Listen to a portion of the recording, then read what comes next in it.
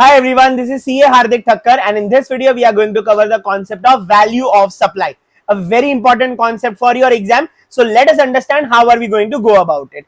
Value of supply का simple मतलब क्या होता है? When a vendor or a seller is selling goods or services to the buyer or service receiver, कौन से value पे उसने supply किया है ऐसा हम मानेंगे on which the GST will be levied. Okay? आपका जो भी जीएसटी रेट हो 5, 12, 18, 28% वो कौन से अमाउंट के ऊपर चार्ज होगा, वो जो अमाउंट है that amount is the value of supply. समझ में आ गया. जनरली जो अनरिलेटेड बायर्स होते हैं उनके बीच में उनकी जो ट्रांजैक्शन वैल्यू होती है, okay, the price that is agreed between the seller and buyer और between service receiver and service provider, generally वो अमाउंट को वैल्यू ऑफ सप्लाई पकड़ा जाता है एंड उसके ऊपर हम जीएसटी चार्ज करते हैं. Correct. So ideally it is suppose to be that simple. जो रिलेटेड पार्टी के बीच में इन्फ्लुएंस होने की वजह से वैल्यू ऑफ सप्लाई में जो चेंज होता है that we are not covering in the syllabus. We are only concern with the unrelated parties transactions, okay, which are suppose to happen at something called as arm's length price और fair market value. Clear. So now why does this chapter become a little complicated? Because जो transaction value है, there are certain aspects which we need to consider over and above the value that is given in the question.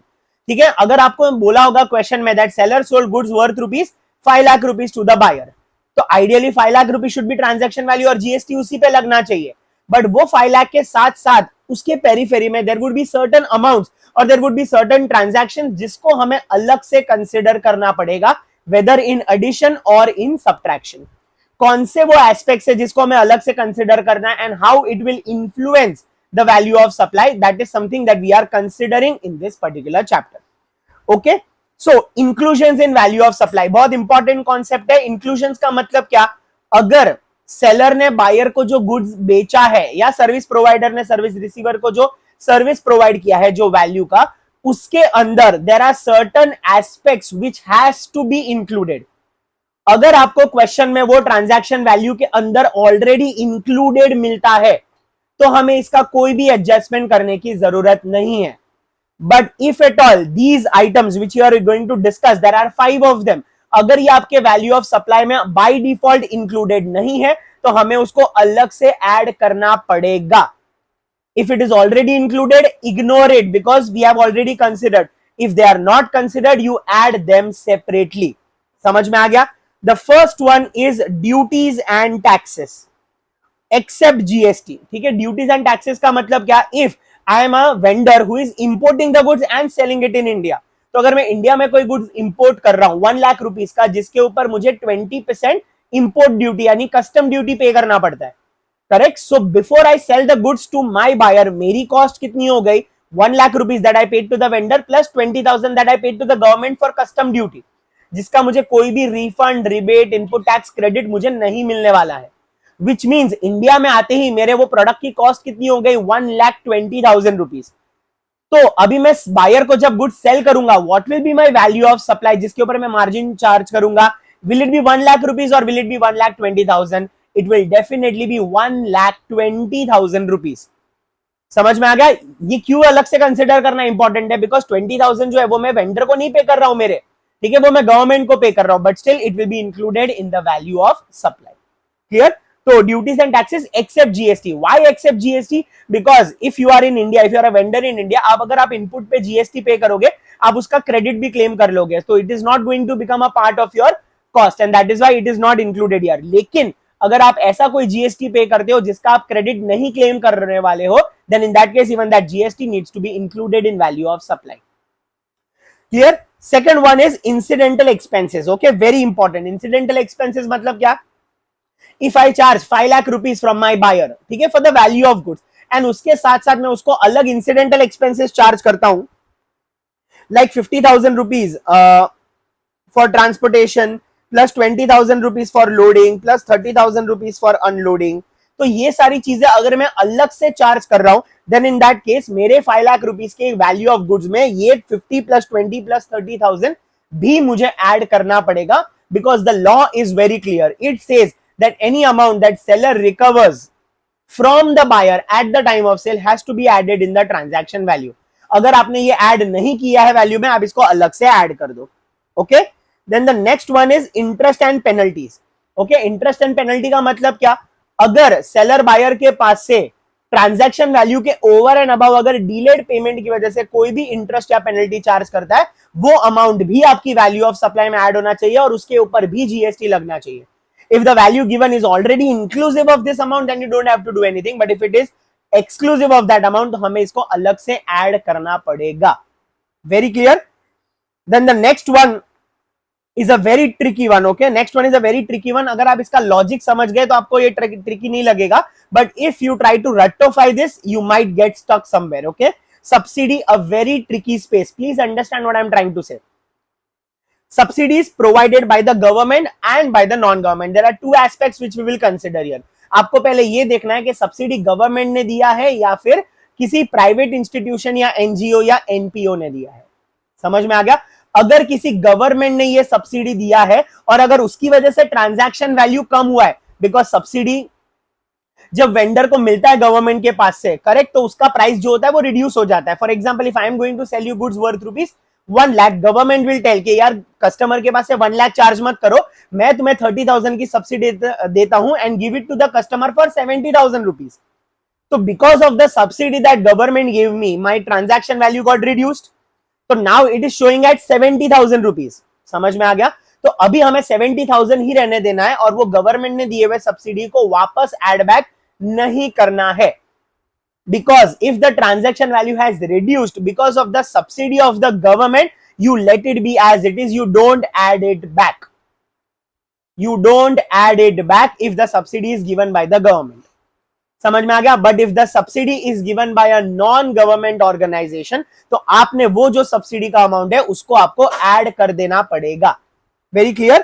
So for example, let's say 1 lakh rupees is the value before subsidy. This is before. Less subsidy is 30,000 and the value that is reflected is 70,000.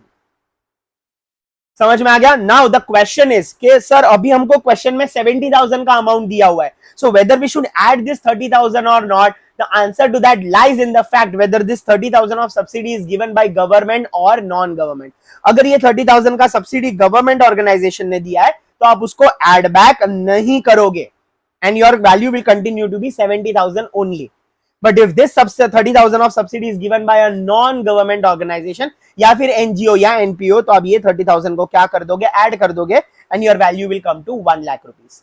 Please remember this. Clear? So yeah, these are the 5 things that we are going to add separately. Okay. One thing that we need to further discuss here is amount paid on behalf of the supplier. ठीक है, अगर buyer supplier के behalf पे कोई amount पे कर देता है, ठीक है, if you are my customer और अगर आप मेरे बिहाफ पे कोई पेमेंट कर देते हो, then even that amount needs to be added in the value of supply. Because आपने अगर मेरे बिहाफ पे कोई अमाउंट पे किया, it is as good as the amount that is paid to me itself. Very clear? So these are the additions to value of supply. Okay, अगर ये already included है तो ignore करो, अगर ये already included नहीं है तो फिर इसको आप अलग से add करोगे. Very clear? And now we are talking about the exclusions. कुछ minus भी तो करना पड़ेगा ना. There is only one exclusion. That one exclusion has 2 parts. Okay, what is it that we are going to reduce from the value of supply जिसपे GST charge नहीं होगा? And that thing is called discount. समझ में आ गया? अगर vendor या service provider कोई discount दे रहा है बायर को तो ऑब्वियसली वो हम वैल्यू ऑफ सप्लाई से लेस करेंगे. करेक्ट? बट अगेन डिस्काउंट हमने FIJC में पढ़ा था. Discounts are of 2 types. One is trade discount, another is cash discount. समझ में आ गया? तो जो ट्रेड डिस्काउंट होता है which is generally available to everyone, trade discount which is generally available to everyone, इसको आप क्या करोगे? बाय डिफॉल्ट लेस कर दोगे whatever is given in the question, the 10%, 15%, 12%, सीधा आप वो trade discount value of supply से लेस कर दोगे. Clear? What about cash discount, sir? Generally cash discount का मतलब क्या होता है? It is given by the vendor a little later at the time of payment, because अगर buyer थोड़ा early payment करता है, pre payment करता है, then in that case he might be eligible for certain amount of cash discount. तो वो जो cash discount का amount है, whether it should be reduced from the value of supply or not, post sale discount, ये depend करता है कि वो post sale discount का agreement prior enter हुआ है या नहीं. अगर ट्रांजैक्शन करते time if it was agreed between seller and buyer कि अगर तुम 10 डेज के अंदर पेमेंट करते हो, I will give you an additional discount of 5%, that is a post sale discount which was already agreed at the time of sale. If that is the case, then in that case we will reduce it from the value of supply. Very clear? And if the cash discount was not agreed upon at the time of sale, then in that case it will not be reduced. इसका मतलब अगर हमने कोई ऐसा बात किया ही नहीं था कि आपको फर्दर डिस्काउंट भी मिल सकता है, correct, because I never imagine that you might pay me early, लेकिन you are offering me money after 3 days and you are telling me that I am willing to pay after 3 days, but I want certain additional discount. And if at that time I decide to give you some amount of discount, तो वो वाला discount मेरे GST के value से less नहीं होगा, because it was not agreed at the time of sale. समझ में आ गया? तो अगर अग्री किया है तो लेस करो, अग्री नहीं किया है तो लेस मत करो. That is the concept regarding post sale discount. Trade discount which is given to everyone will be irrespectively reduced from the value of supply. Okay, so to summarize this in 1 minute, 5 चीजें आपको add करनी है अलग से अगर वो already included नहीं है तो. ठीक है, taxes and subsidy other than GST, अगर उसका आईटीसी मिलने वाला है, अगर जीएसटी का आईटीसी नहीं मिलने वाला है तो उसको भी ऐड करना पड़ेगा. ठीक है, फिर उसके बाद incidental expenses like loading, unloading, carriage, freight, transportation, insurance etcetera. Amount paid on behalf of vendor, अगर आप मेरे बिहाफ पे कोई पेमेंट कर देते हो, it is as good as payment made to me, आप उसको भी ऐड करोगे. इंटरेस्ट और पेनल्टी रिकवर्ड बाय सप्लायर और सर्विस प्रोवाइडर. फिर उसके बाद इंटरेस्ट और penalty if it is charge by the supplier, and subsidy if it is provided by a non government organisation. अगर गवर्नमेंट ने दिया है तो आप उसको इंक्लूड नहीं करोगे, नॉन गवर्नमेंट ने दिया है तो इंक्लूड करना पड़ेगा. क्लियर? लेस क्या करोगे? Trade discount. ट्रेड डिस्काउंट हमेशा लेस हो जाएगा. कैश डिस्काउंट अगर पहले से अग्री हुआ है तो लेस होगा, पहले से अग्री नहीं हुआ है तो लेस नहीं होगा. समझ में आ गया? इतनी चीज अगर आपको समझ में आ गई तो वैल्यू ऑफ सप्लाई का theoretical part is very very clear to you. So if this video is very clear, stay tuned for an upcoming video where I will be solving 2 to 3 practical illustrations of value of supply. तो practical sum किस तरीके से solve करना है and what kind of wordings will be there in the question, वो अगले video में आपको पता चलेगा. Stay tuned till that. Thank you so much for your time and attention, and you can consider liking and subscribing for the upcoming videos. Thank you. See you in the next video.